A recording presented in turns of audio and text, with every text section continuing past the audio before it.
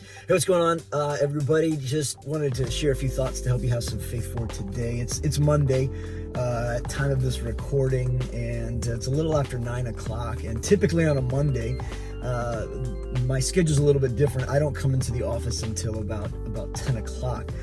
The rest of our staff that comes into the office on Monday gets here at 9. And today I was driving into work, and it's just a little bit after 9, and I had this sense of guilty feeling like I wasn't meeting the expectations that I have for myself. The expectation and the standard really is that I don't come until 10 on Monday, but here it is a little after 9, and I'm feeling guilty like I'm already behind and I'm not living up to it, and it's not this. But the standard or the expectation is that typically even 9 o'clock is what we come into. And on a typical workday for me, while the other team members might come in at 9, I'm actually here much earlier, like 7:45, 8 o'clock. I just get going a little earlier in the office.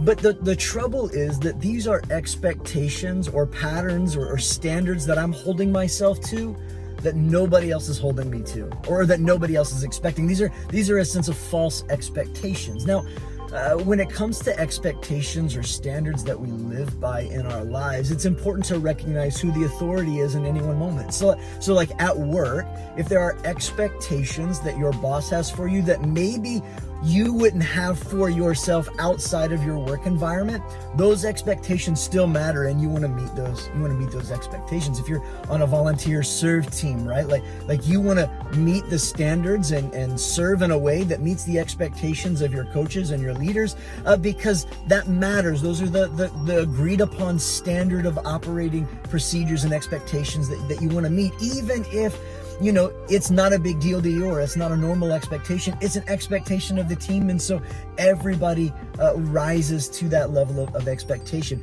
But here's where it gets a little murky or muddy, and this is where I have to really personally guard my own heart, because I have a tendency to hold myself to higher standards than really exist.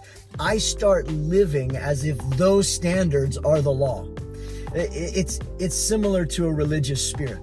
The problem Jesus had with the religious leaders isn't that they abided by the law, it's that they added their own law to what God said. In other words, they were requiring people to live at a place well beyond what God even expected of other people.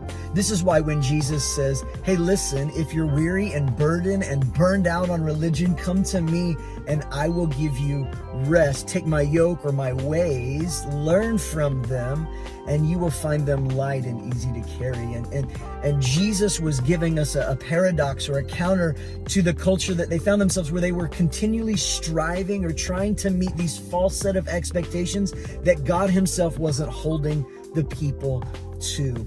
We have to be careful not to layer rules or layer expectations on ourselves or others that God isn't laying on us. And for me, that's this performance-driven thing where even though the expectation and the standard for a Monday is 10 o'clock, I'm in the office getting some stuff done.